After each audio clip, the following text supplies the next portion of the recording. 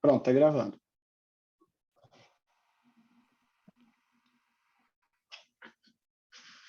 É todo seu, Léo. Só Tá, vai. deixa eu só... share screen.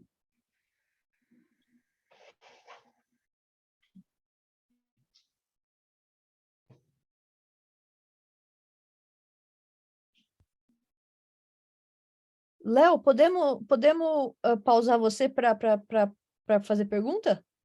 Pode, com certeza. Tá. Com certeza. Sim. Ah, estão vendo a apresentação? Estamos. Slides, chama... será isso? Enfim, não sei.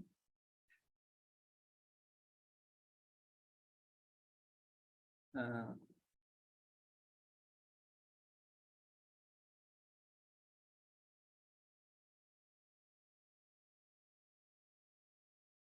tá. Bom, beleza. Não sei se a tela fica limpa para vocês ou aparece um monte de coisas assim que atrapalham a visão, ou não? Não, tá limpa. Só dá para ver o slide e o laser. Beleza, tá ótimo. Então tá bom, gente. Eu acabei fazendo tudo em inglês porque eu não sabia se o Abassalt ia participar. Mas aí... Então, esse é outro. Ele queria, só que ele está numa conferência na França. tá. Então, not personal, not personal. Não, beleza. Ele realmente falou que isso é bem complicado, isso que ele está viajando. Tá bom. Bom, gente, eu queria começar primeiro agradecendo o convite, né? E falar que é bem legal entrar um pouquinho nessa área. Sim, é uma área que vem abrindo muito a nossa cabeça aqui do Laboratório de Biologia Vascular para todas as possibilidades, né? Eu até brinco um pouquinho, porque a passagem, quando a gente estava começando a conversar, e ele falou assim, imagina que você tem, sei lá, uma parede, e você consegue, você não precisa passar pela parede, você pode atravessar a parede, né? E a gente começou enfim, viajar um pouquinho nisso, e nesse mundo de possibilidades, e vendo um pouquinho os vídeos, e lendo um pouquinho os artigos, você vê que, pô, realmente é possível. Então, claro que com várias ressalvas, mas a gente começa a abrir um pouquinho a cabeça do que a gente já vinha pensando já em vários aspectos, né? O tema principal do meu projeto, o projeto que eu venho tocando aqui no Laboratório do Chico, é esse trabalho que tenta estudar um pouco da convergência redox e mecânica no controle da função vascular. E eu vou falar um pouquinho do que eu venho fazendo, um pouquinho da minha história, falando um pouquinho da minha participação em cada um desses processos aqui, né? Eventos redox, ou seja, como que espécies oxidantes interferem na sinalização celular, como os vários elementos mecanoadaptativos, como colágeno, citoesqueleto, eles interferem com os outros e também na função vascular, e principalmente nessa interação entre essas três grandes linhas de pesquisa. Então, começando um pouquinho por uma interação na área redox com a biologia vascular, que, sem dúvida, é a área de maior relevância clínica desse projeto, porque, bom, doenças cardiovasculares, não preciso nem falar que são a principal causa de morte no mundo inteiro, seguido de câncer, né? E, dentre os vários fatores de risco de cardiovascular, queria chamar a atenção para um, que é muito importante, que é a função do endotélio. Esse trabalho é um trabalho da literatura. O que eles fizeram? Eles mediram a função endotelial, fazendo a medida do relaxamento dependente do fluxo. Então, como que a gente pode fazer isso, né?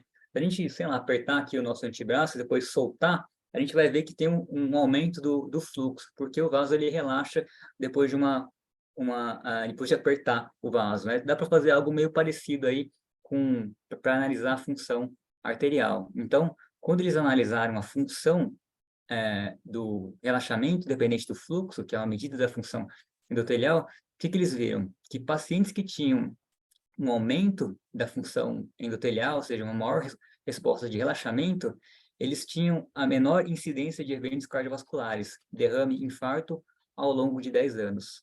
Já pacientes com uma menor função endotelial, ou uma função endotelial moderadamente menos preservada, tinham maior incidência de eventos cardiovasculares. Bom, então o que é o endotélio e qual que é a função do endotélio na parede vascular com relação ao relaxamento, por exemplo, né? O endotélio é uma célula que forma uma monocamada de células na parte íntima dos vasos, na parte interna dos vasos, e está em contato direto com o sangue circulante. Então, ele consegue sentir forças mecânicas, como, por exemplo, forças de cisalhamento ou shear stress, ou também sentir a ação de diversos agonistas que estão ali na circulação, que vão atuar em receptores específicos e vão gerar uma cascata de sinalização que vai aumentar a ativação da enzima que sintetiza óxido nítrico, que é a N-oxidase endotelial, vai aumentar o NO pode passar para a célula muscular lisa ou então para as células circulantes e ativar a guaninato ciclase solúvel, que aumenta os níveis de GNP cíclico, ativando uma série de proteínas quinases que, de modo geral, vão diminuir os níveis de cálcio, gerando vasodilatação. Peraí, eu tenho um monte de perguntas já, Léo. Pode falar, claro. Eu não sei se eu entendi. Como que o shear stress afeta as coisas? Eu não sei se eu... Sim.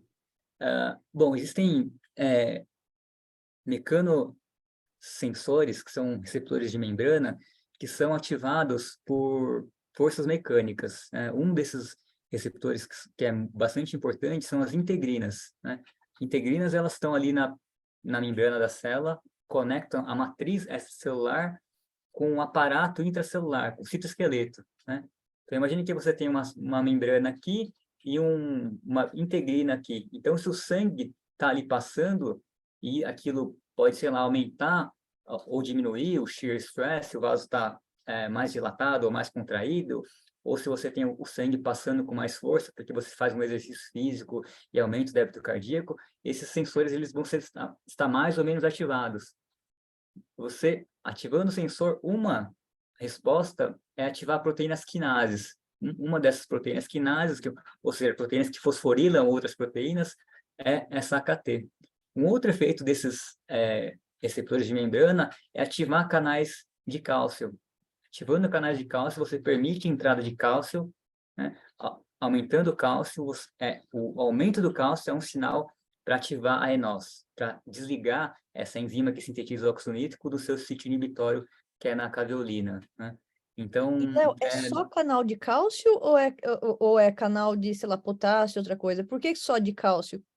Então, é porque o cálcio ele é bastante importante para a ativação da ENOS, mas não é só canal de cálcio, são canal, enfim, tem canal sensível à voltagem, canal sensível a cálcio, que é cálcio dependente, canal sensível à força, um conjunto de receptores que são ativados por forças mecânicas, né? Mas muitos dessas diferentes vias, mesmo com receptores diversos, como receptor adrenérgico para fenilefrina, para norepinefrina, para angiotensina, eles acabam levando a um aumento dos níveis de cálcio, porque o cálcio é um segundo mensageiro bastante importante para ligar várias dessas vias, né? Então, ele acaba convergindo para o cálcio poder, por exemplo, aumentar o óxido nítrico, né?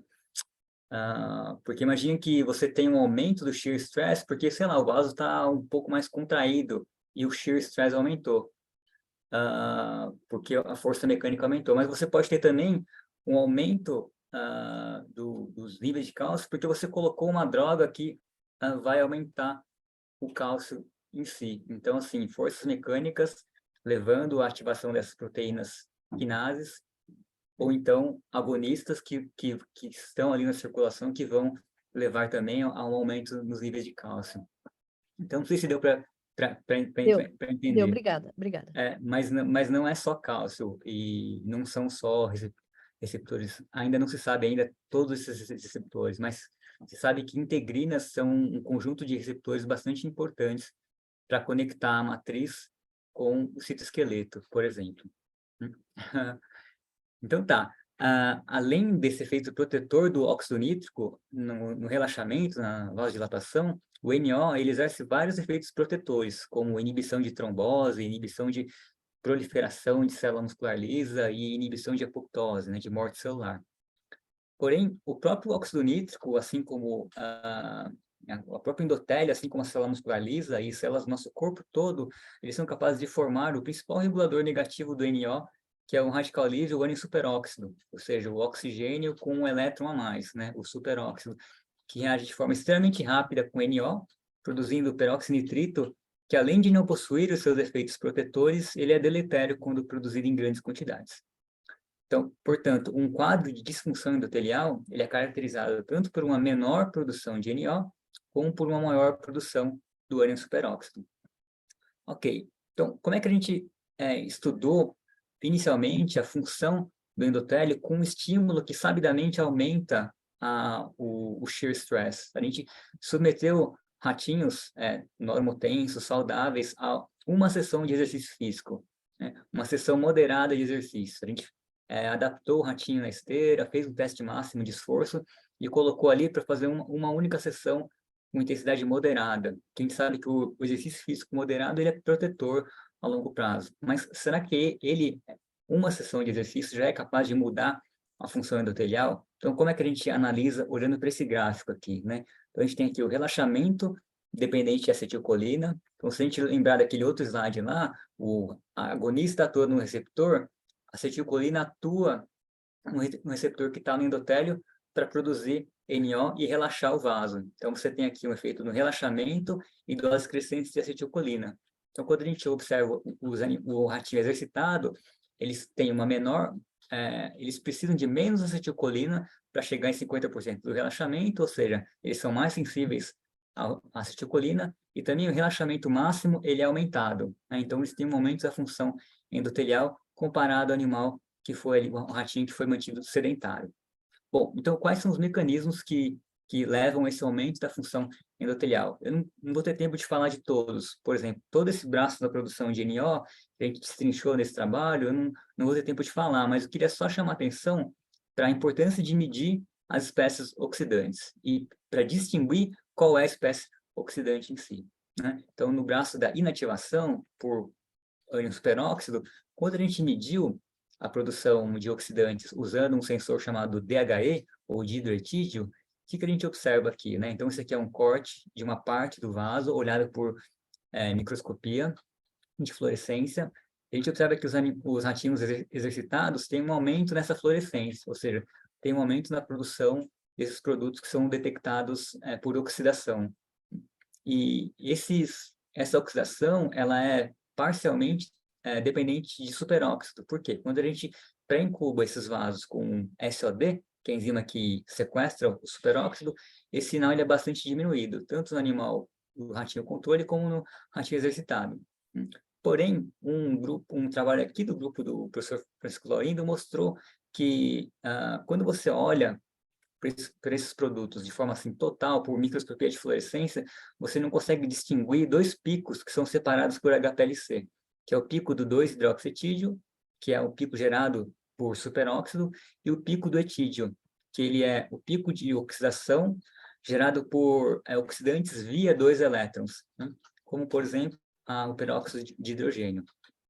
Então, para analisar de forma e distinguir esses oxidantes, a gente tem que usar ensaios específicos, como, por exemplo, a lucigenina. Lucigenina, ele é um ensaio específico para superóxido, mas bem mais específico para superóxido. Quando a gente olha para o ratinho exercitado, a gente vê que a produção de superóxido vascular ele é aumentado imediatamente após o exercício. Uma coisa que é muito importante é distinguir qual que é a fonte de oxidantes. E quando a gente inibiu a mitocôndria, por exemplo, a gente viu que em ambos, no ratinho controle e no exercitado, ocorreu uma diminuição. Mas esse efeito diferencial do exercício ainda foi mantido.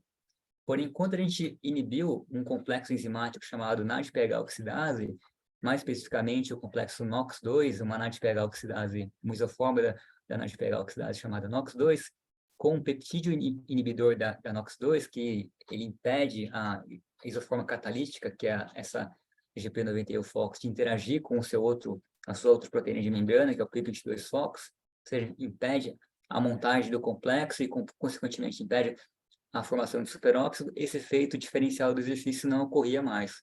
Ou seja, o exercício aumenta os níveis de superóxido via NADPH-oxidase. E aqui é só o peptídeo scramble. Tá, mas Ô, além... Léo, Pode pergunta. falar. Peraí, Sim, tô tentando entender. Essas medidas que vocês fazem com esses markers são genetically encoded ou vocês colocam dentro da célula ou a célula absorve o marker? então, esse específico, ele não é codificado geneticamente. Ele é um sensor que ele entra dentro da célula, ele é permeável tanto à lucigenina como a DHE, e aí a gente consegue analisar isso ou em tempo real, por análise de fluorescência, ou então aqui por análise de luminescência, que é o caso da lucigenina, né? E esse peptídeo, ele para entrar dentro da célula, o inibidor, ele precisa de uma cauda, que é uma cauda TAT. A partir dessa cauda, ele consegue ser internalizado dentro da célula. O sensor em si, ele entra sem problema, mas o peptídeo em si, a gente precisa colocar essa cauda, engenheirar ele para fazer com que ele entre dentro da célula. Olha, Então, olha que educada, minha mãe, ela levanta a mão. sim, eu não... Pode falar, doutora Vera, tem alguma pergunta? Porque eu não estou vendo aqui o sinalzinho da mão. Mas fiquem à Você vontade, hein, tá gente. muda, mãe, você tá muda. Ah, desculpa. Perdão, eu já baixei a mão, mas posso levantar outra vez, se vocês quiserem. Seguinte, Léo, deixa eu entender um pouquinho. Eu acho que o efeito do exercício não é permanente, né? Eu acho que é efêmero, né? Vocês fizeram, eu não sei se vocês fizeram ou se existe isso na literatura, de quanto tempo isso demora, né? Quer dizer, quanto tempo depois do exercício você consegue fazer acho que é o sacrifício do animal, né, no caso, e em quanto tempo esse efeito seria anulado? Desculpa se a pergunta é boba, mas Não, de maneira alguma. A gente estava... o que a gente queria fazer mesmo era assim, ver o efeito durante o exercício, mas ainda a gente não consegue fazer isso. Mas para ver o efeito mais agudo possível, a gente já deixava tudo preparado para logo depois do exercício já fazer a eutanásia e analisar uma resposta o mais agudo possível para refletir o que estava acontecendo no exercício. Porém, quanto tempo o efeito do exercício ele dura, a gente não fez essa análise. E, pelo que eu me lembro, não tem nenhum estudo ainda que dissecou isso assim, bem detalhadamente. Assim. O que eu posso dizer é que ele dura algumas horas. Por quê? Porque aquela análise da reatividade vascular, ela é feita pelo menos depois de 2 horas de estabilização do vaso, por exemplo, né? Que a gente deixa ele equilibrando no equipamento, para o vaso ele adquirir uma tensão basal, e aí faz aquelas análises. Então, pelo menos por algumas poucas horas, a gente sabe que esse efeito ele continua. Porém, a gente sabe que 48 horas após o exercício, a gente não tem mais esse efeito agudo. Por que que a gente sabe disso? Porque a gente fazia, em muitos casos, a gente fazia o teste máximo para ver o efeito a capacidade física de cada ratinho, né? E a gente fazia o teste máximo, e em alguns casos a gente fazia 48 horas após esse teste máximo. E a gente não vê, por exemplo, que aqueles ratinhos que fizeram o teste de esforço máximo 48 horas após, do que aquele que fez uma semana depois do exercício, tem alguma diferença. Ou seja, a gente sabe que esse efeito agudo, ele dura por algumas horas, mas a gente não sabe essa janela temporal, quanto que isso fica ainda. Obrigada, Leonardo. Eu que agradeço. Então, vamos lá, então, para uma outra espécie reativa de oxigênio, né? Quando a gente fala espécie reativa de oxigênio, a gente fala de um monte, de uma gama muito grande, né? E até mesmo o pessoal dessa área tem procurado evitar um pouquinho a utilização de espécie reativa de oxigênio para tudo, né? Por quê? Porque muitos têm reatividades diferentes para alvos diferentes, né?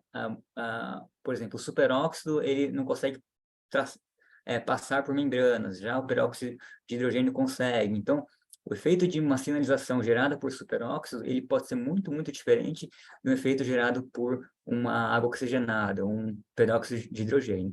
Então, para fazer isso, a gente tem que medir de forma específica cada espécie ativa de oxigênio. Claro, se a gente quiser realmente dissecar essa parte. Então, quando a gente mediu a água oxigenada, os animais, os ratinhos exercitados, eles também tinham um aumento na produção de H2O2.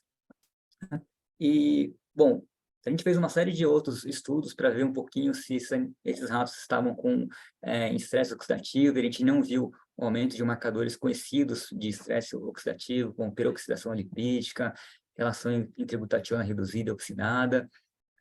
Ou seja, o exercício em si, moderado, não causa estresse oxidativo. Porém, ele causa um efeito de sinalização. Por quê? Quando a gente olha para esse gráfico aqui, é o mesmo que eu mostrei lá no passado, ou seja, o ratinho exercitado tem mais relaxamento. Porém, quando a gente pré-incuba esse vaso com catalase, ou seja, o anelzinho com catalase, e o que a catalase faz, ela age de forma extremamente rápida para inativar o H2O2, do peróxido de hidrogênio, a gente não vê mais uma melhora do exercício físico, ou seja, H2O2 é importante para acoplar esse efeito do exercício físico na melhora da função endotelial. Então, o que eu queria chamar a atenção nesse primeiro bloco é que, assim, saber qual que é o seu oxidante específico é bastante importante, não só saber qual é o oxidante, mas também a fonte, para você poder identificar qual é o efeito daquele oxidante específico, tá? Mas a gente sabe também que... Peraí, então deixa eu só ver se eu entendi. Então, o H2O2 é bom. Isso, o H2O2, em quantidades moderadas, ele é bom. Tá. Por quê? Porque o H2O2 já tem alguns estudos que mostram que ele sozinho já tem uma propriedade vasodilatadora. Tanto por ativar a ENOS, como também por atuar como um agente hiperpolarizante, né? Quando você hiperpolariza uma célula vascular, você aumenta o relaxamento, né? Porque vamos pensar no contrário. Quando você contrai, você despolariza. E se você hiperpolarizar, você vai aumentar esse tônus inibitório, né? Você relaxa um pouquinho mais. Então, o H2O2, em quantidades moderadas, ele é benéfico para a função vascular. Existem vários estudos que mostram, por exemplo, que se você superexpressar a catalase por longo tempo, isso não é bom para um vaso. Ele fica mais rígido, a função endotelial fica diminuída, então, que mostra que H2O2 ele tem o seu efeito de sinalização fisiológica, né? Obrigada, Léo. Então, mas essas peças oxidantes, elas agem em intermediários de sinalização redox. E aqui no laboratório, a gente estuda muito um desses intermediários, eu vou falar um pouquinho mais sobre eles. O que eles fazem? Eles adaptam a produção de oxidantes à oxidação específica de algumas proteínas, essa oxidação específica dessas proteínas geram os seus efeitos. Então, o que eu queria aprofundar um pouquinho mais naquela pergunta bom, e aí, como é que estão esses elementos mecânicos? Porque até agora a gente falou de efeito vascular, espécies ativas de oxigênio. Porém, a gente ainda não falou ainda em mecanobiologia, nem de esses acopladores da produção de oxidantes para oxidação de alvos específicos. Então, para falar um pouquinho mais sobre isso, eu queria falar sobre a PDI, que é uma chaperona redox, que pertence à superfamília da tioredoxina, que é uma quais são essas proteínas que pertencem a essa família? São proteínas que têm um enovelamento, um tipo de dobra, um tipo de enovelamento que é característico de proteínas dessa família aqui, tioredoxina, né? E a PDI, ele é o protótipo da sua família, ou seja, tem um membro de famílias da PDI, que tem mais de 20 proteínas em mamíferos. E o que Tá, quer dizer que ele é chaperone? então, ela é uma chaperona, por quê? O que uma chaperona faz, né? Uma chaperona, ela ajuda, ela atua em proteínas clientes na estrutura tridimensional de proteínas que são chaperonadas, que são enoveladas, né? Porque pense que uma proteína, quando ela está sendo sintetizada, ela está ali com vários aminoácidos, e muitos desses aminoácidos, por exemplo, eles têm característica hidrofóbica, e eles precisam ser internalizados. Então, o que uma chaperona faz? É algo comum a várias chaperonas. Ela tem um sítio que reconhece regiões hidrofóbicas e faz com que essas regiões hidrofóbicas no seu substrato sejam internalizados, para que a proteína possa ser solúvel e atuar em vários efeitos. Por exemplo, a PDI tem esses dois domínios aqui, o B e o B'. E esses dois domínios, eles são muito ricos em aminoácidos hidrofóbicos. Então, o que ela faz? As proteínas que são substratos da PDI, elas normalmente entram aqui nesse bolsão hidrofóbico, e por conta dessas cisteínas que existem aqui na PDI, a cisteína no C-terminal, desculpa, no N-terminal ou no C-terminal, você consegue enovelar um substrato proteico. Por exemplo, se você pega um substrato que está com suas cisteínas reduzidas, a PDI oxidada, ela pode passar esse oxidante para um substrato, ou seja, formar uma ponte de sulfeto, uma ligação de sulfeto no substrato. E essa ligação de sulfeto é importante para a estrutura tridimensional de uma proteína. A PDI também pode fazer o contrário, ou seja, a PDI reduzida, reduzir uma proteína que está ali oxidada. Ou seja, isso é o que se chama de enovelamento redox, né? Além disso, a PDI ela pode fazer o quê, né? Ela pode isomerizar esses tióis de sulfetos, ou seja, trocar de sulfeto de posição. Então, você tem um sulfeto aqui e a PDI, por essa reação de redução e oxidação, ela pode trocar esse sulfeto de lugar, ou seja, para que a proteína, sua proteína cliente ou substrato, adquira a sua conformação tridimensional, a sua forma nativa, a sua forma para fazer a sua função. Tá, Léo, tô começando a entender. Então, a PDI, ela ajuda outras proteínas a se dobrarem do jeito correto. Exatamente, exatamente. E essa PDI... fale. E isso acontece muito no retículo, porque o retículo é aquela maquininha de sintetizar proteínas, né, que vão ser secretadas. Tá, e essa PDI, ela não é móvel, ela fica, sei lá, ancorada em algum lugar e daí passa um monte de molécula, ou não? Exatamente. A PDI, ela, inicialmente, acreditava-se que ela ficava só no retículo. Por quê? Porque ela tem essa sequência aqui, ó, CADEL, que é uma sequência de reconhecimento nessa rota retículo-Golgi. Então, ela fica muito no retículo. Então, tem gente que usa a PDI como marcador de retículo endoplasmático, né? Mas hoje se sabe que a PDI ela consegue sair do retículo endoplasmático também. Ela consegue ser externalizada e consegue ser encontrada em outros lugares, em outras organelas. Mas o grande pool de PDI é no retículo endoplasmático, né? Em um local, uma maquinaria de folding de uma organela especializada em enovelamento de proteínas, né? Tá, Léo, ela é uma enzima? Isso faz dela uma enzima ou não? Isso, exatamente. Tá. Ela é uma enzima. Essas reações de enovelamento, elas acontecem de forma espontânea, mas até certo limite, né? Tem aquele experimento do Anfinsen, né? Que mostra lá que se você pegar aquele experimento clássico que pegou ali, esqueci o nome da quimiotripsina, se não me engano, enfim, uma proteína clássica para estudar enovelamento.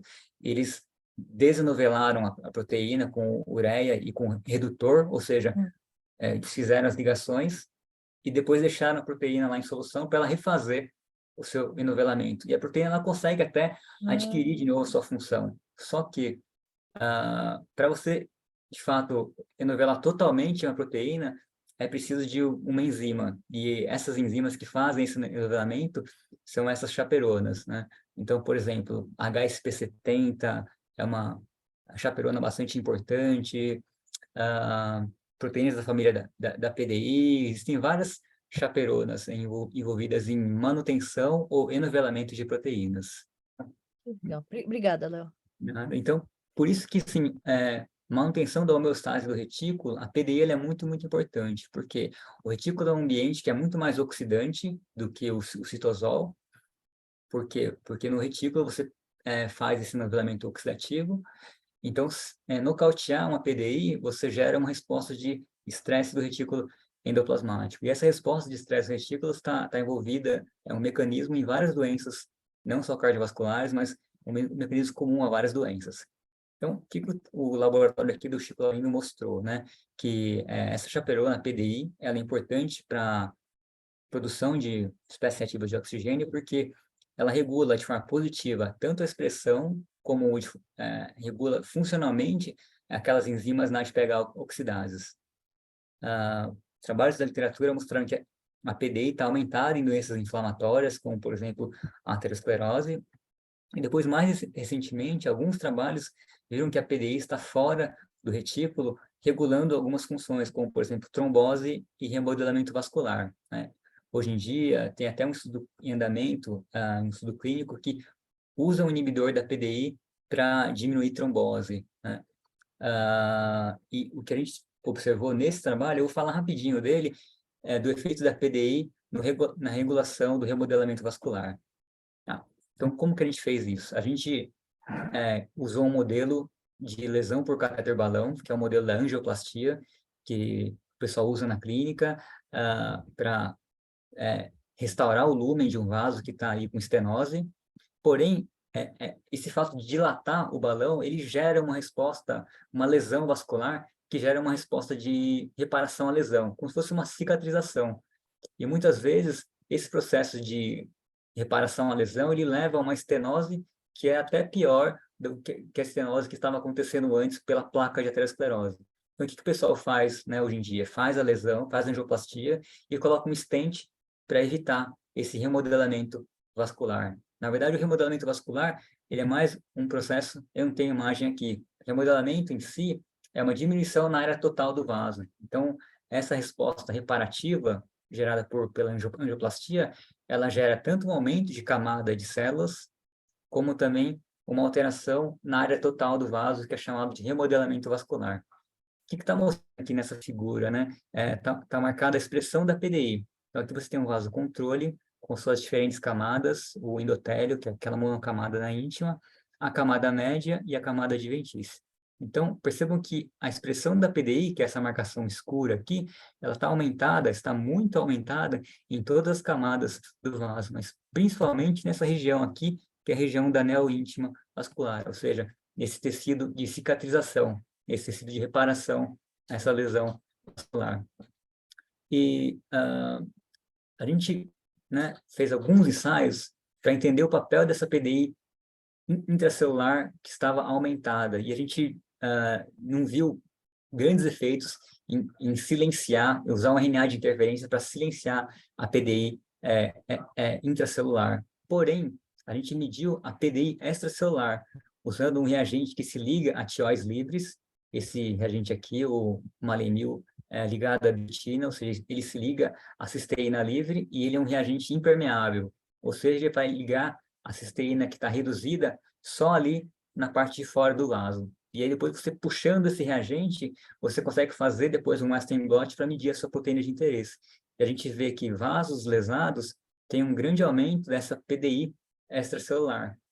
A quantidade de PDI que a gente encontra aí nesse vaso lesado, ele é comparável ao que a gente observa num trombo oclusivo, por exemplo. E o trombo, ele é um controle positivo de PDI extracelular. Ou seja, queria mostrar aqui que a PDI ela é muito aumentada nessa resposta angioplastia. Principalmente, a função dessa PDI extracelular ela é muito importante para a resposta à lesão. Por quê? Bom, só para mostrar aqui para vocês, e vai facilitar a nossa conversa, que essa PDI extracelular, que ela pode estar tanto secretada no espaço epicelular, como está ali também no pericelular, a gente chamou ali de PEC-PDI. Né? E como que a gente faz para inibir ou para medir a expressão da PEC-PDI? A gente esperou, fez a lesão por angioplastia, por catéter balão, esperou aumentar a expressão da PDI extracelular, ou seja, a gente pegou uma fase que a gente sabe que existe um grande aumento da PDI extracelular, 12 dias após a lesão, e colocou um anticorpo de forma perivascular, utilizando um gel plurônico, né? Esse gel que tem essa característica de ficar em estado líquido quando está em baixas temperaturas, mas quando ele entra em temperatura ambiente ou então entra em contato com o corpo, ou seja, em temperatura corporal, ele gelifica, né? Ele forma uma camada que fica ali por fora do vaso. E a gente colocou esse anticorpo contra a PDI nesse gel, né? Na forma líquida, depois a gente colocou ali por fora do vaso e ele ficou ali por fora do vaso. Ou seja, a gente aplicou o anticorpo em vivo, depois analisou por imunofluorescência, utilizando só um anticorpo secundário. Ou seja, para ver aquele anticorpo que foi aplicado em vivo. E a gente observa que existe muita PDI extracelular após a lesão, porque a gente colocou aí esse anticorpo e ele continuou ligado ao vaso e atuou ali, conseguiu se ligar às diferentes camadas vasculares. Posso Bom, fazer uma pergunta, Léo? pode, claro. Desculpa, te interrompi, continua. Não, Não, eu queria te perguntar, aqui você está mostrando extracelular, mas no slide anterior, você mostrou aquela imuno, era intracelular, era é isso? intracelular, Ah, exatamente. tá bom. Tá. A gente só fez isso porque a gente fez um monte de experimentos para silenciar a proteína intracelular e a gente não estava conseguindo, a gente não estava vendo efeitos muito importantes. Quer dizer, na verdade, a gente não Entendi. estava conseguindo silenciar de fato a PDI intracelular no vaso lesado. Por isso que a gente foi para a PDI Entendi. extracelular.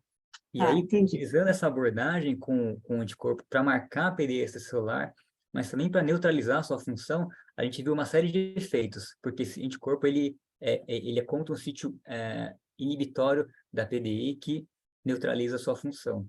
Então, eu não vou ter tempo de falar de todos os efeitos dessa PDI, essa inibição da PDI extracelular, mas uma coisa que foi muito importante, que um dado de função que é bastante importante, é que inibindo a PDI num vaso lesado, o lúmen arterial ele diminui bastante. Então, o que é isso aqui? É uma imagem de tomografia de coerência óptica.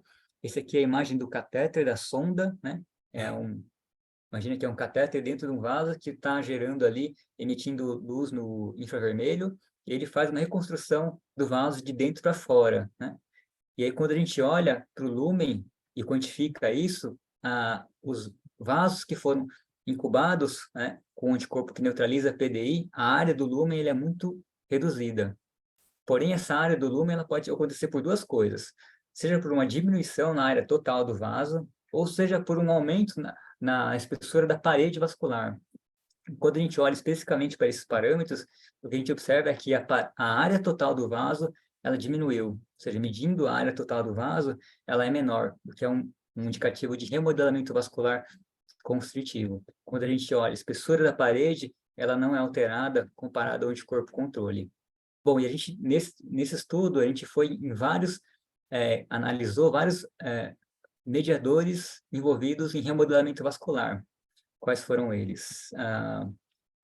O colágeno, a matriz de colágeno e a arquitetura do citoesqueleto. A gente viu que, de fato, a inibição da PEC-PDI com essa abordagem com anticorpo, ela era capaz de diminuir a produção de H2A2 e também diminuir a produção de radicais livres.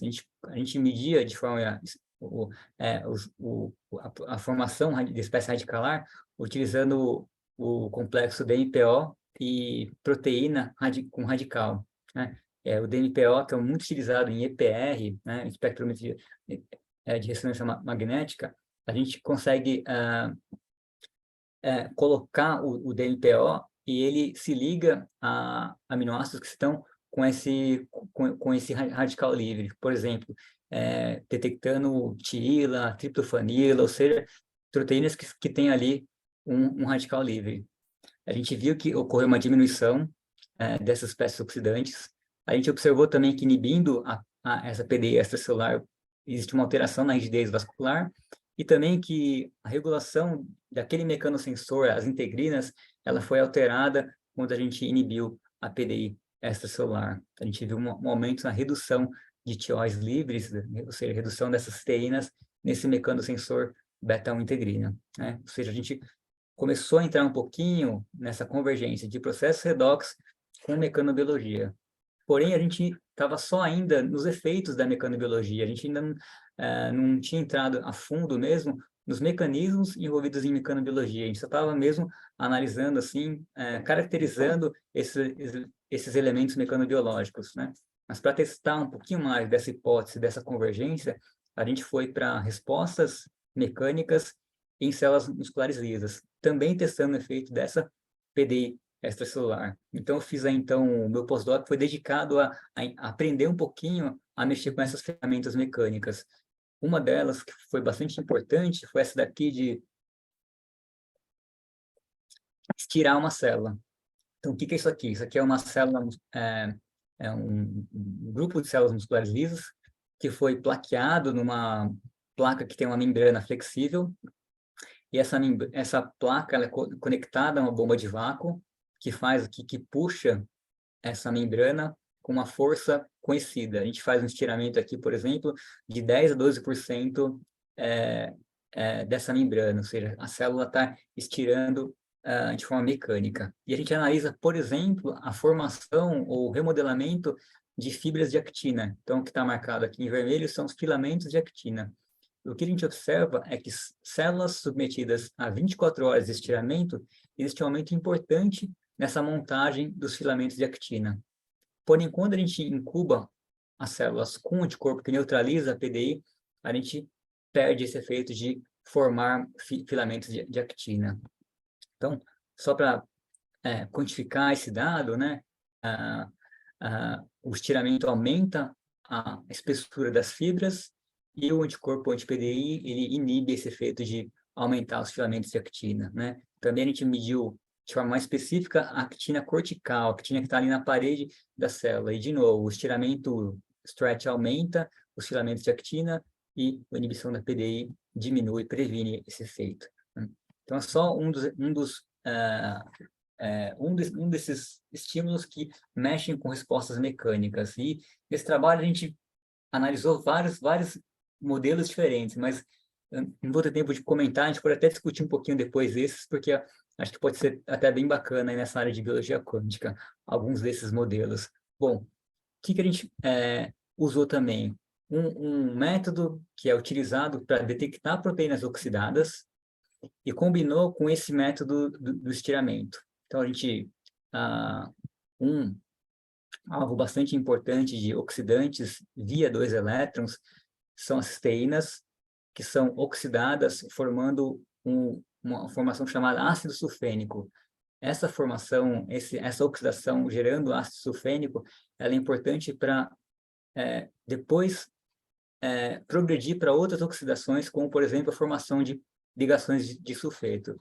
Mas essa aqui, que é a sulfenilação, é uma oxidação inicial dessas cisteínas, né? De aminoácido cisteína. Bom, como que a gente consegue medir se uma cisteína está sulfenilada? Colocando um reagente que se liga de forma covalente, estável, a esse sítio sulfenilado. E depois, utilizando um anticorpo contra esse reagente, ou seja, um anticorpo contra a dimedona, a gente consegue medir o quanto que a gente tem de sulfenilação. Então, como que a gente fez isso no estiramento? A gente submeteu as células ao estiramento, depois, na última hora de tratamento, a gente incubou as células com a dimedona para ver, por exemplo, como é que está a distribuição de proteínas oxidadas ou proteínas sulfeniladas, né? Então, quando a gente olhar esse sinal aqui, o SOH, é um sinal para o sulfênico. O que a gente observa aqui, em verde, é que quando a gente olha para a porção sulfenilada, a gente observa que a sulfenilação ela acontece de forma bastante localizada em células musculares lisas submetidas ao estiramento. O que não acontece quando a gente inibe a PDI extracelular, ou seja, inibiu a PDI extracelular, aquela marcação pontiforme e localizada ela é perdida, ou seja, a célula fica toda marcada para a formação do ácido sulfênico. E o que mostra que essa sulfenilação de forma específica, essa oxidação de forma localizada, ela depende de PDI extracelular, ou seja, de um sinalzinho que está ali no extracelular para oxidar de forma específica aquelas proteínas. Muito provavelmente por ativar de forma específica esses complexos de formação de espécies oxidantes que são importantes para, por exemplo, reorientar as células. Uma coisa que a gente viu nesse trabalho é que a reorientação das células após o estiramento, ela é muito dependente desse processo de oxidação dependente da PDI. Além disso, quando a gente mediu a localização da PDI em si, que está marcado aqui em vermelho, é a distribuição de PDI. A gente viu que PDI está muito, muito colocalizado, muito enriquecido nesses pontos de sulfenilação. Então, tudo que a gente vê aqui em amarelo é que tem PDI e proteína sulfenilada, ou seja, proteína oxidada, nesses pontos aqui, na região mais distal da célula, e assumindo essa forma polarizada, ou seja, um ponto com muita formação de proteína oxidada e também muita PDI. Nesse trabalho, a gente, a partir desse trabalho e de outros trabalhos da literatura, a gente propôs um seguinte modelo para explicar como que existe essa convergência entre processos redox e processos mecânicos. Por quê?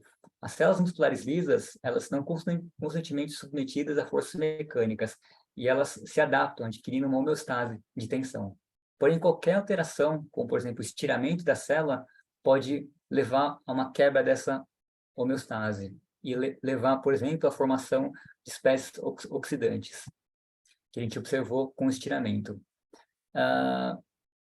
Eu não tive tempo de mostrar, mas assim, quando a gente inibiu a PDI, a quantidade total de oxidantes ela não foi alterada. Ou seja, tanto a célula estirada com anticorpo controle, como com anticorpo contra a PDI, foi aumentada. A gente observou mais uma alteração na distribuição dos oxidantes pela inibição da PEC-PDI. Tá? Essa alteração na produção de oxidantes pelo estiramento vai levar a uma alteração, uma ativação de mecanosensores, como, por exemplo, a integrina. Isso vai levar a uma alteração no mecanotransmissor. Existem uma série de proteínas que agem ali abaixo desses sensores para distribuir várias tarefas para gerar uma mecanorresposta, como, por exemplo, GTPases, que são proteínas muito importantes nessa mecanorresposta, porque eles são moduladores de vários elementos mecânicos, como, por exemplo, citoesqueleto, adesão focal e a matriz extracelular. Nesse trabalho, a gente observou que a ROA é uma GTPase que ela é ativada de forma localizada em alguns compartimentos e ela é sensível à inibição da PDI extracelular, e a gente viu vários efeitos que são alterados por inibição da PDI extracelular, como, por exemplo, migração, reorientação da célula, distribuição de forças mecânicas e a montagem dos filamentos de actina. Bom, essa alteração nesses vários elementos ela é importante para gerar uma resposta vasomotora, ou seja, dilatar ou contrair, isso para readquirir essa homeostase de tensão, e também esses vários elementos são importantes para levar a uma nova estrutura vascular, como, por exemplo, mexendo nesses vários elementos aqui e gerando remodelamento vascular, por exemplo, para readquirir essa homeostase de tensão. Bom,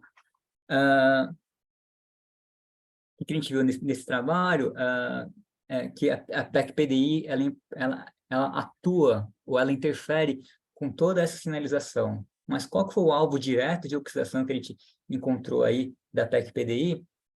Foram as beta-integrinas, foram as integrinas. Ou seja, se a gente pensar aí numa tomada, se a gente tem ali ela ligada, desligada, e se a gente pensar que a oxidação é importante para a ativação de integrinas, a gente mudando esse on e off, você vai mudar toda essa sinalização aqui, né? Então, pelo simples fato de aumentar ou diminuir a oxidação de integrinas, você pode mexer em vários desses elementos desse esquema aqui. Mas o que a gente estava interessado também em destrinchar, não só aquele alvo proximal ali dessa mecanorresposta, mas também em destrinchar como ocorre a regulação redox em vários desses elementos mecânicos. E como que a alteração redox desses elementos, eles mexem na estrutura vascular. Então, para isso, a gente partiu para um outro estudo, que foi analisar o citoesqueleto da célula. Deixa eu só ver como é que eu estou de tempo aqui. Tá. Porque eu queria falar aqui na parte final. Como é que vocês estão de tempo aí, gente? Só para eu saber.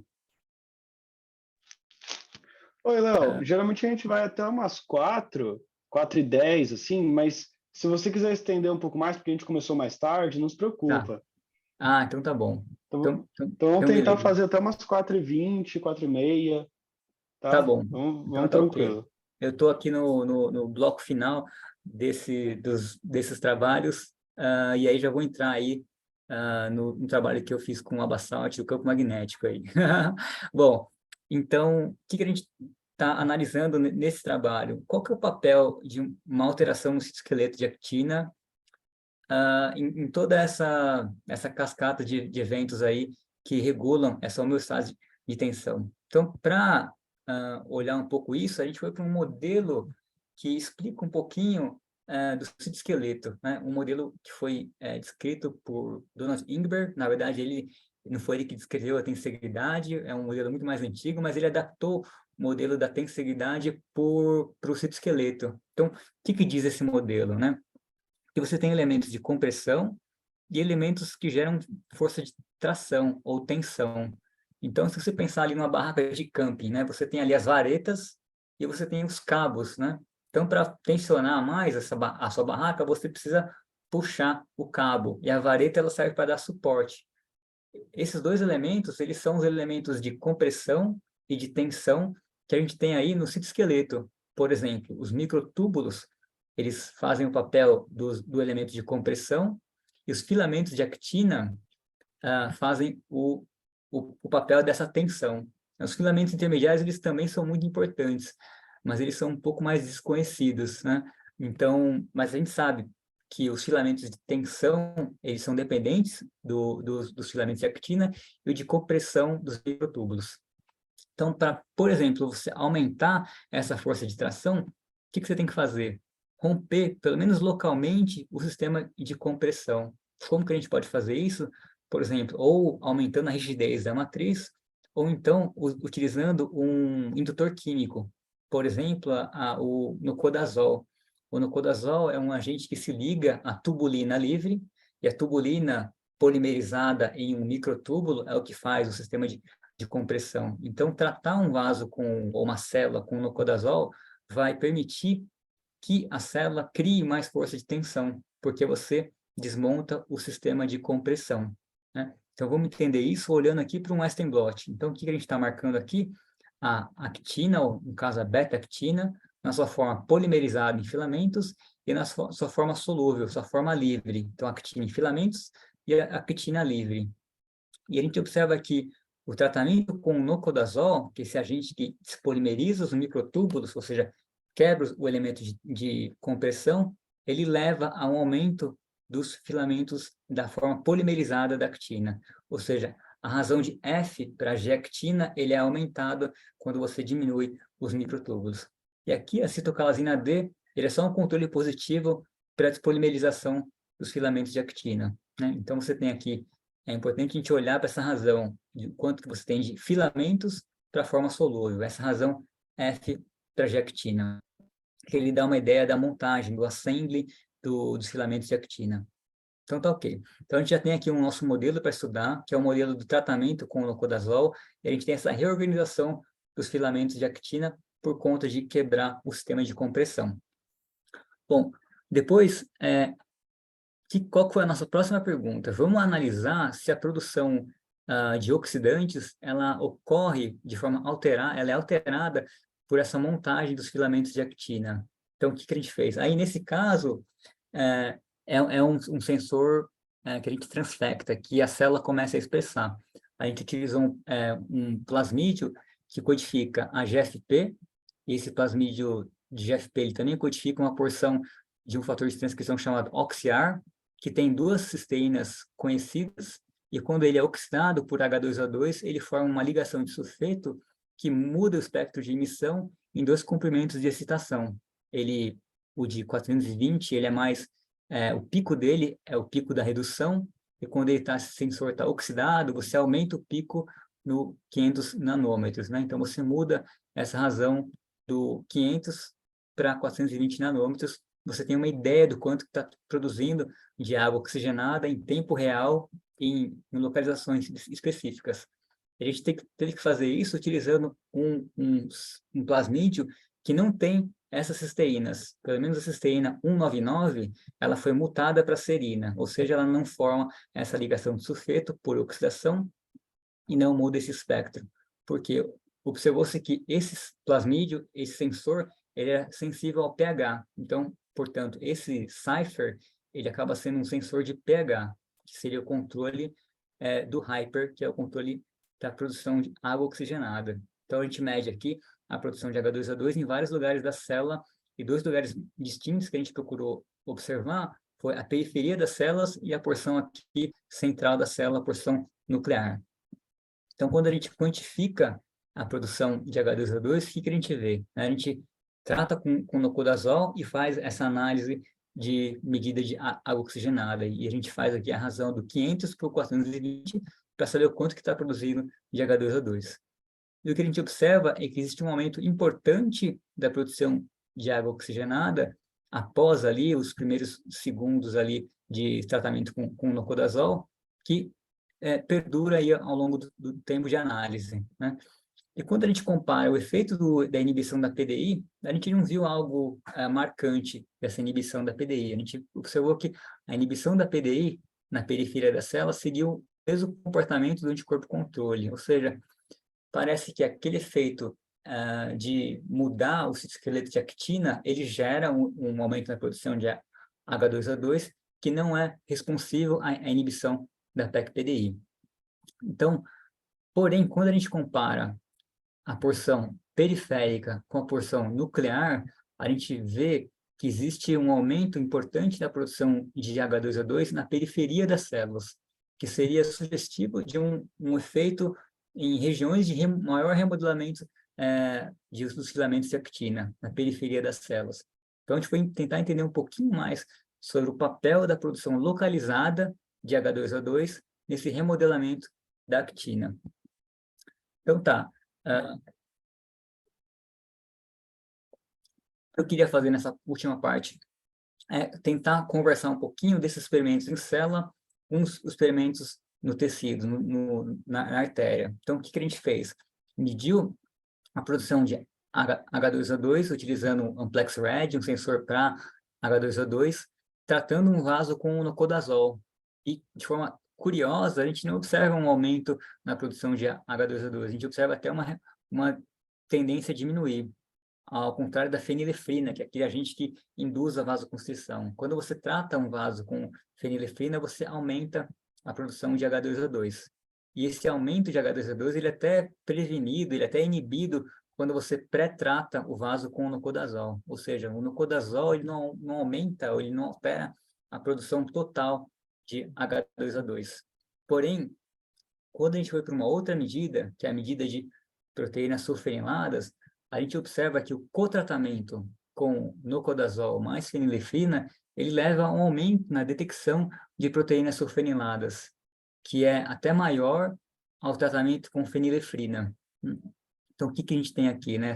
Os vasos tratados com dimedona, com aquele sensor de proteína sulfenilada, aqui só um controle sem o tratamento com a dimedona, mas quando a gente trata só com nocodazol, a gente não observa um aumento na detecção de proteínas sulfeniladas, porém, quando a gente trata com nocodazol mais fenilefrina, aí sim a gente observa uma acentuação nessa detecção de proteínas sulfeniladas. O que mostra é que o citoesqueleto ele é bastante importante nessa resposta de sulfenilação durante um estímulo contrátil, como, por exemplo, a fenilefrina. Tá. Para tentar entender um pouquinho do efeito na função, a gente foi de novo para aquele experimento de análise da função. O que a gente está vendo aqui é o aumento da tensão, a contração gerada por fenilefrina em doses crescentes, comparado ao efeito do KCl, que é um agente que contrai o vaso, mas de forma independente de receptor. E o que a gente observa é que a incubação com a dimedona, que é aquele agente que a gente usa para detectar o sulfênico, a sulfenilação de proteínas, ele diminui a vasoconstrição, diminui a sensibilidade à fenilefrina, ou seja, esse 50 aumenta com o pré-tratamento com dimedona. O que mostra é que a sulfenilação ela é importante para contração vascular. E de forma importante, quando a gente trata o vaso com o nocodazol, que é aquele agente que induz a produção localizada de H2O2 em célula e que induz o aumento da sulfenilação quando cotratado com fenilefrina, a gente recupera esse efeito de vasoconstrição, né? Então, mostrando que sulfenilação essa setinha vermelha é importante para a resposta contrátil, e mostrando aqui que essa reorganização da actina, ela é capaz de restaurar o efeito de sensibilidade à fenilefrina. Tá tudo bem aí, gente? Tá dando para seguir? Tá ok, mas eu tenho umas perguntas no fim. Tá bom, beleza. Então tá, deixa eu ver quanto eu preciso acelerar aqui. A gente tem aqui, de novo, aquela razão de F-actina para G-actina em diferentes condições, né? Tratando um vasinho com nocodazol ou tratando o vaso com a dimedona. E o que a gente observa nessa razão de F para G-actina? E essa que é a banda aqui, que está aqui no pointer, é a banda da beta-actina, né? A gente tem aqui a razão da F para G-actina, ela é aumentada quando a gente trata o vaso com dimedona, seja detectando isso em condição não redutora ou em condição redutora, né? A gente coloca o beta-mercapto para reduzir a amostra. Então, o que é importante destacar aqui é que tanto no nocodazol como a dimedona, eles promovem ou acentuam essa polimerização da actina. Mas quando a gente faz o cotratamento dimedona mais nocodazol, você não observa, você observa até uma diminuição nessa razão de F para G-actina. Tá? Vai ser importante depois para a gente comparar esse efeito aqui quando a gente faz um Western blot para detectar as proteínas em condições redutoras, ou seja, quando a gente coloca beta-mercapto para reduzir os disulfetos, reduzir as oxidações e analisar a expressão proteica, versus quando a gente não coloca o beta-mercapto, ou seja, em condições não redutoras. Então, reparem que a razão de F-actina para G-actina, ela é muito maior em condições redutoras, o que mostra o quê? Que, na verdade, essa amostra aqui, esse pool de amostra aqui, é o mesmo desse pool aqui, só que uma a gente colocou o redutor, beta-mercapto, e o outro não. Só que a gente detecta muito mais F-actina quando a gente reduz a amostra, o que indica para a gente que essa actina ela estava formando disulfetos, ela estava formando oxidações que são resolvidas, são desfeitas, e a gente consegue detectar ela em maior quantidade aqui, quando a gente reduz com beta-mercapto.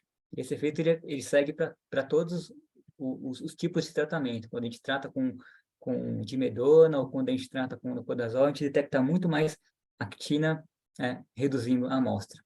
Bom, o que mostra que a actina ela é muito redox sensível, né? E recentemente a gente mostrou que quando a gente tem uma célula em condição estática, a gente tem muita PDI em vesículas que são circundadas por actina, porque a gente estava atrás de um potencial mecanismo para esse remodelamento da actina. A gente foi atrás da PDI. A PDI ela está muito aumentada nessas vesículas que contêm actina, e quando a gente faz o estiramento, a gente não observa mais essas vesículas, mas a gente observa um acúmulo de actina, e nesses locais de acúmulo de actina, a gente vê muito da expressão da PDI. Tá? Outra coisa que a gente utilizou nesse trabalho foram camundongos que superexpressam a PDI. Então, esse aqui é só um modelo desse camundongo transgênico que superexpressa a PDI, e nesse camundongo que superexpressa a PDI, existe uma produção aumentada de H2O2, ou seja, ele poderia ser aí uma ferramenta bastante bacana para a gente investigar essa hipótese de que a PDI poderia acoplar a produção de oxidantes para o enovelamento da actina e, consequentemente, para a função contrátil. E só para resumir um pouquinho, que a gente já está aí muito avançado no tempo, a gente viu que o camundongo que superexpressa a PDI tem mais de proteínas sulfeniladas, a sensibilidade ao agente vasoconstritor ela é aumentada, ou seja, o vermelhinho aqui versus o vermelhinho com a bolinha aberta, ele tem mais sensibilidade à dimedona, ou seja, a atenuação é maior, e ele tem mais dessa regulação redox dependente de actina, né? O camundongo que superexpressa PDI tem mais actina redox detectada por Western blot. Bom, depois a gente mostrou que existe uma interação física entre a actina e a PDI, fazendo uma imunoprecipitação e detectando essas amostras em condições redutoras, ou seja, existe a interação entre a PDI e a actina, mas a gente pode desfazer essa interação e aí sim conseguir identificar a beta-actina. Fato que não acontece, a gente não reduz a amostra. Então, aqui é uma lane sem o beta-mercapto, sem o redutor, ou seja, a gente precisa do redutor para identificar a beta-actina na sua posição canônica. Porém, quando a gente pré-incuba esses vasos com a dimedona, a gente diminui bastante essa interação entre a actina com a dimedona, o que mostra que essa interação da PDI com a actina, o que indica que ela é redox sensível. Para investigar depois um pouquinho mais dessa interação entre possível papel da PDI com a produção de H2O2 e remodelamento de actina, a gente utilizou de novo aquele sensor redox sensível, e só para resumir essa história aqui, o que a gente observa é que inibindo a PDI, ou inibindo aquele complexo gerador de espécies oxidantes na HPH oxidase, a gente diminui, a gente previne o efeito do nocodazol e aumentar a quantidade de H2O2, eu vou passar bem rapidinho aqui. A gente utilizou depois uma forma de superexpressar a PDI wild type ou superexpressar a PDI mutante, seja sem aquelas cisteínas, para ver um pouquinho da montagem dos filamentos de actina. A gente quantificou essa montagem dos filamentos, a gente vê que isso é muito dependente dos sítios ativos da PDI para a montagem dos filamentos, a gente quantificou isso e viu que a espessura da fibra de actina ela é aumentada com a célula que superexpressa a PDI wild type, mas não com aquela que superexpressa a forma mutante da PDI sem as cisteínas no C e no N terminal. Então, vou só passar aqui para a gente terminar. E, por último, que em um vaso, seria um modelinho aí, que ainda está em construção desse trabalho, que numa célula que está ali dentro de um vaso, existe um aumento de produção de oxidantes que ocorre nesse remodelamento da actina por nocodazol. Isso leva à sulfonilação específica de algumas proteínas e interfere nessa interação da PDI com a actina e modula a contração. Bom, esse trabalho está bem avançado e a gente já está aí em vias de terminar esse trabalho. Mas o que é importante são os próximos.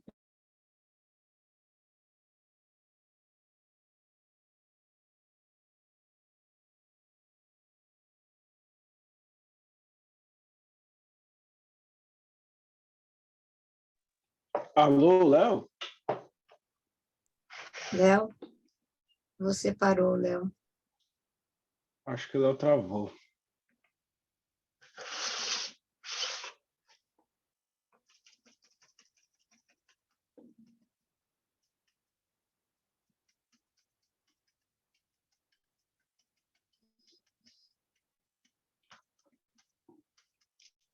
A gente está no mesmo building. A internet aqui não parou. Pode ser que lá tenha parado. Pode ser. Deixa eu ver se ele... Acho que ele saiu agora.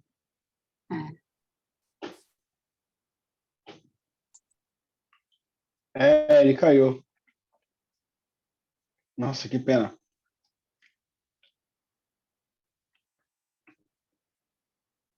Vamos esperar um pouquinho, ver se ele volta.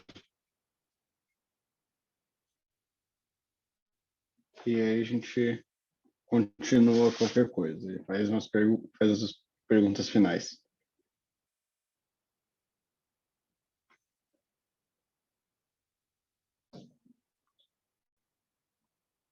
Você faz o quê, Pedro? Eu estou fazendo mestrado agora em física. Física.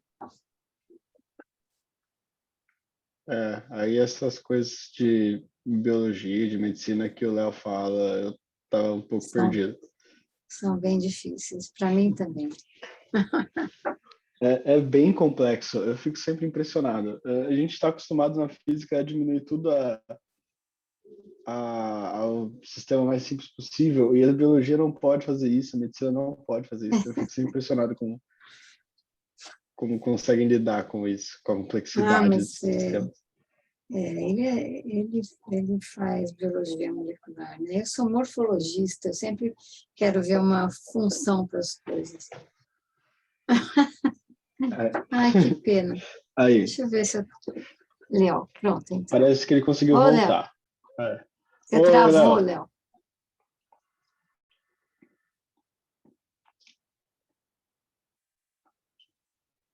Léo, você está mutado.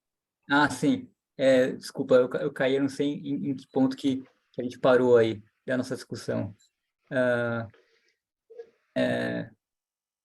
mas eu acho que a gente Eu já... acho que você estava...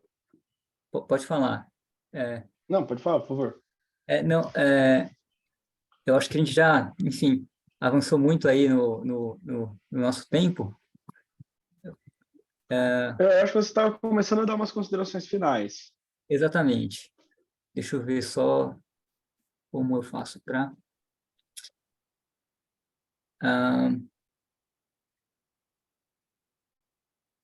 terminar isso aqui, né? Que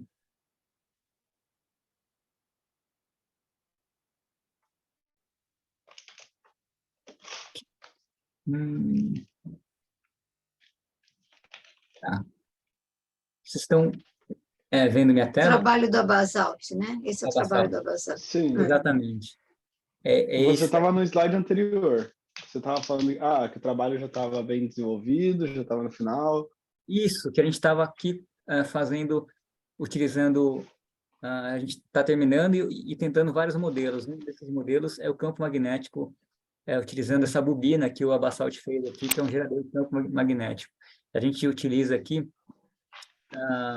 uma plaquinha que a gente trata o vaso aqui no meio e coloca uma fonte conhecida, né? A gente coloca uma amperagem conhecida, a gente sabe o número de voltas que tem essas bobinas e o raio que tem aqui, essa distância, para calcular direitinho a quantidade em militesla do campo magnético. A gente tem utilizado aí uma quantidade que ele considera quantidade baixa, né? Ele fala que 5 militesla, mas eu não sei, eu queria até ouvir de vocês aí um pouquinho, porque se o nosso campo magnético é em torno de 45, cerca de 40 microtesla, 5 militesla, não seria, sei lá, 100 vezes acima do campo magnético da Terra? Quanto que isso pode ser considerado? Existe uma linha de corte para falar se é baixo, se é alto, enfim, não sei se vocês poderiam ajudar aí a gente nessa questão. Então, a escala de campo magnético meio que depende do sistema que você está trabalhando.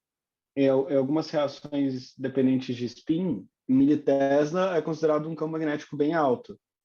Mas em alguns outros casos, quando você está trabalhando com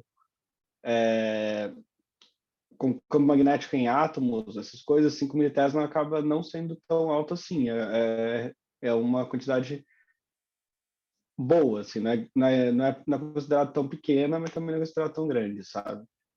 Entendi. Tá.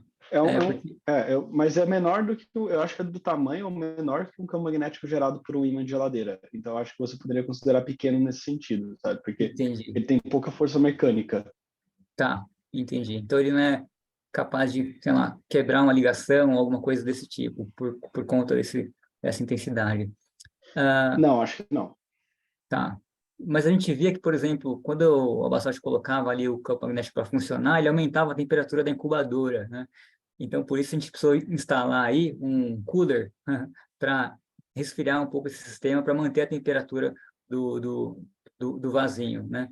Então, a gente mediu, depois de 24 horas, a marcação dos microtúbulos, e a gente vê que a marcação dos microtúbulos, SMF, é de Static Magnetic Field, ele diminui aqui quando a gente trata com campo magnético, né? O que é bastante bacana para a gente estudar um pouquinho mais da montagem dos filamentos de actina, já que a gente sabe que existe esse crosstalk entre tubulina e os filamentos de actina. De fato, quando a gente vai para os filamentos de actina, o campo magnético ele aumenta a montagem dos filamentos de actina. E quando a gente olha para o sulfênico, de forma bastante interessante, a gente vê uma maior marcação, principalmente nas bordas do vaso, de proteínas sulfeniladas. Mas o que é aí foi surpreendente, quando a gente foi para a função, a gente não viu nenhuma diferença, tanto na resposta de vasoconstrição ao KCl, como na fenilefrina, e também na alteração, na rigidez vascular. A gente vai estirando o vaso até ele romper, né? A gente vê que a curva de estiramento por tensão ele não é alterada, e a gente vê também que as diferentes quebras do vaso, quebra inicial, intermediária e avançada, elas não são alteradas, né? Então, assim, a gente partiu para um outro tipo de modelo, que é o modelo de indução aguda do campo magnético. Só para ir mais rápido, eu vou pular um pouquinho para o modelo de 20 minutos, que a gente colocou ali a bobina do Abasalt dentro da incubadora e colocou todo o sistema para medir a força dentro da incubadora, né? E aí, quando a gente mediu a contração, a gente vê que ela não é muito diferente, mas existe uma diferença com uma dose submáxima de KCl. Para a fenilefrina não tem esse efeito, mas para o KCl a gente vê aqui uma atenuação da contração quando a gente trata o vaso com campo magnético por 20 minutos, né? E tem vários mecanismos que a gente está aí pensando em estudar, né? Como o transporte de íons, a própria tubulina é um alvo que foi relatado aí na literatura por ser um alvo direto do campo magnético, e também as modificações redox. Então, só para acabar, a gente fez esse experimento essa semana, né? E, de novo, quando a gente mede proteína sulfonilada, a gente não vê uma grande alteração. Mas olha que interessante, quando a gente trata o vaso com campo magnético, a gente vê que existe uma detecção diferencial de proteínas sulfoniladas, a gente vê até uma banda que não aparece no vaso controle, ou seja, tratar com campo magnético nessa intensidade por 20 minutos gera um aumento na detecção de proteínas sulfoniladas, né? Aqui está 30, mas são 20 minutos, né? E a gente está aí atrás um pouquinho dos possíveis mecanismos para essa alteração pelo campo magnético na função em atenuar a contração. E, bom, gostaria de agradecer aí, né, a atenção de vocês, o convite, o grupo do professor Francisco Laurindo aqui, o grupo que a gente está montando aqui dentro do grupo do Chico Laurindo. Tem aqui o Lucas, que vai fazer o mestrado aqui com a gente, o Ricardo, que está trabalhando diretamente com esse trabalho no campo magnético, e a gente é bastante aí aberto para várias discussões e colaborações, tem aí disponibilidade de posições, e gostaria de agradecer aí as perguntas e tudo mais. A gente está mais ou menos parecido com essas células aqui, né? A gente ainda não sabe muito bem para onde vai, né? O que a gente precisa é tomar uma direção, né? Realmente ir um pouquinho para migrar de forma mais persistente. Bom, obrigado pela atenção, desculpa avançar no tempo, e qualquer dúvida pode me escrever ou pode perguntar, sou bem aberto aí. Tudo bem, Léo, foi ótima apresentação, muito obrigado. Você acertou o tempo certinho, cara, são 4h30 exatos agora, foi muito bom. Ótimo. Léo, depois eu quero conversar. Favor. Depois eu queria conversar com o Léo, mas com calma, a gente está no mesmo prédio aqui, né, Léo? É só eu subir ou você descer. Eu estou no subsolo, como todo patologista, fica bem lá no fundão. É o seguinte, eu tenho muito interesse, porque vocês, às vezes, estudam a artéria inteira, às vezes estudam a célula. E, para mim, a célula muscular lisa, quando você tira ela da parede da artéria, ela já desdiferencia para mim. Eu não sei exatamente como é que vocês veem isso. Então, quando você fala que você põe um stretching, né, que você estica ela e que organiza, eu não sei se organiza ou se aumenta os miofilamentos, né? Então, eu queria entender um pouco mais. Mas, realmente, é uma coisa para a gente conversar bastante aí, né? E outra coisa que eu vejo é se você pegar uma artéria doente, não com uma arteriosclerose avançada, mas você tem pego uma artéria sã, né? Sadia do rato, camundongo, não sei o que você faz. Mas se você pegar uma artéria balonada, entendeu? Que você fez uma angioplastia, que você fez um estímulo para proliferar a célula muscular lisa, que você, depois de um tempo, você põe aquela artéria nas mesmas coisas que você faz aí, e olha, do ponto de vista morfológico, a célula muscular lisa que está na neoíntima e a célula muscular que está na média. Eu acho que você vai encontrar coisas bem interessantes, mas, como eu falei, eu gostei muito, acho que você é muito didático, porque essas coisas de redox eu entendo muito pouco, eu não costumo entender, e eu entendi bastante coisa, não vou dizer que estou muito longe ainda de entender, mas eu gostaria de bater um papo com você depois. essas considerações aí, mas parabéns. A minha pergunta, só que eu diria é o seguinte, quando você faz o stretching da célula, a única pergunta mais objetiva minha, quando você faz o stretching da célula, você acha que aumenta a quantidade de filamentos, de actina, ou ela só reorganiza? Então, acho que depende do tempo de estiramento. Quando a gente faz um estiramento por um tempo mais curto, acho que é só uma reorganização mesmo. Daquele pulpo que está solúvel, ele vai e monta para um filamento de actina. Mas quando você analisa depois de 24 horas, aí você já tem um aumento na expressão mesmo. Então, tem essa questão pelo tempo que você estuda. Mas, e de fato, só de pegar o vaso e tirar o vaso, a célula do vaso e colocar ele na cultura, isso em si já é um estímulo bastante importante mesmo para mexer com o filamento, para mexer no estado de diferenciação da célula. E, bom, mas partindo de duas células que já saem desse basal já alterado, tratar uma com estiramento ou não, isso vai causar um efeito diferencial no estiramento. E, de fato, é importante a gente analisar realmente artérias doentes também. A gente tem feito um pouco isso aqui em alguns modelos, como, por exemplo, no modelo de aneurisma, que a gente vê uma alteração de muito na mecânica do vaso e muito do fenótipo de alteração na rigidez do vaso é dependente desse fenótipo da célula muscular lisa mesmo. A célula mais contrátil, que é a mais protegida, ele leva a um efeito mais protetor do aneurisma também. Enfim, tem vários modelos que a gente tem estudado aqui, mas tem muito mais que a gente quer aprofundar. A gente está aprofundando um pouquinho mais nesse modelo do envelhecimento. Então, depois eu até queria descer mesmo para conversar com você e falar um pouquinho mais desse estudo que a gente tem feito aí com o modelo do envelhecimento e para mostrar um pouquinho desses resultados, a gente bater um papo aí sobre isso. Obrigada, gostei muito também da sua palestra. Obrigado, pessoal. Obrigado pela... Muito bom, Léo. Eu tenho uma pergunta também, na verdade. Pode falar. Se você está com... Desculpa. Se você está com um problema de superaquecimento, de aquecimento das células quando você está usando a sua bobina, você chegaram a considerar usar um ímã fixo, um ímã ferromagnético normal, e caracterizar ele, ao invés de usar uma bobina? Eu entendo as vantagens de usar bobina. Eu só pensei que fosse um jeito de ir em volta do problema de resfriamento. A gente tava vendo realmente de ir para esses ímãs permanentes mesmo, né?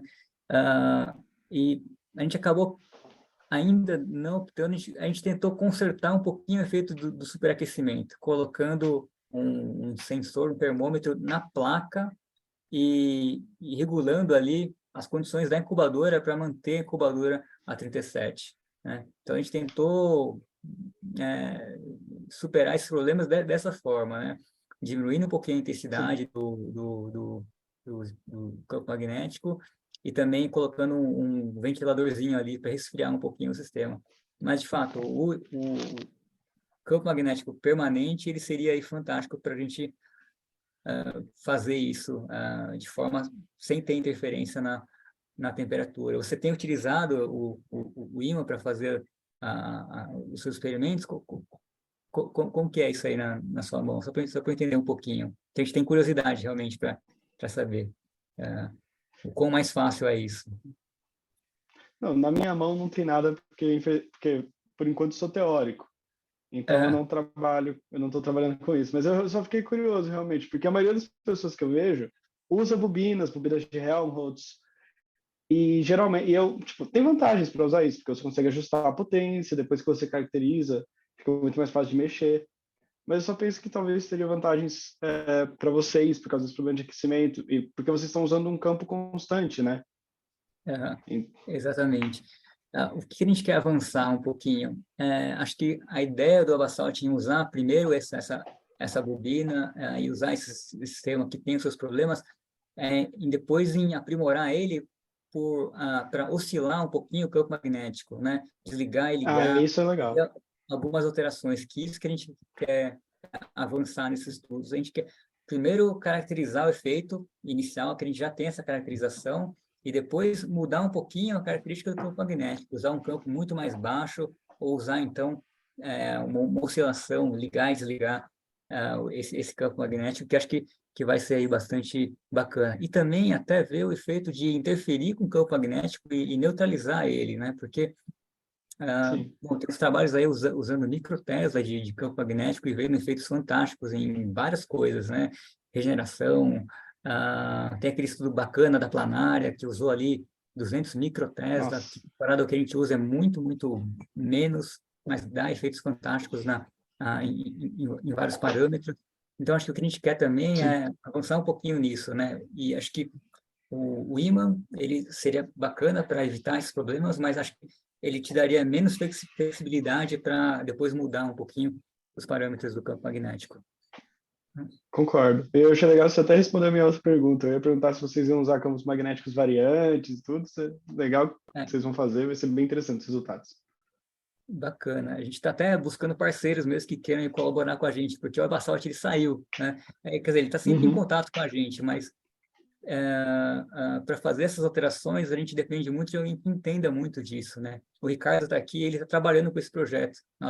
Ricardo é aluno de medicina, né? Então, ele está aí pirando um pouquinho nesse projeto. Legal. Mas a gente só consegue usar o campo que o Abasalt deixou setado para a gente. Mas para fazer essas alterações, brincar um pouquinho com isso, a gente precisa de alguém que entenda bem isso para poder engenheirar algumas coisas aí para a gente, né? A gente sabe como medir as alterações, mas a gente não sabe como fazer o tratamento, como estimular aí de forma diferente, né? O sistema.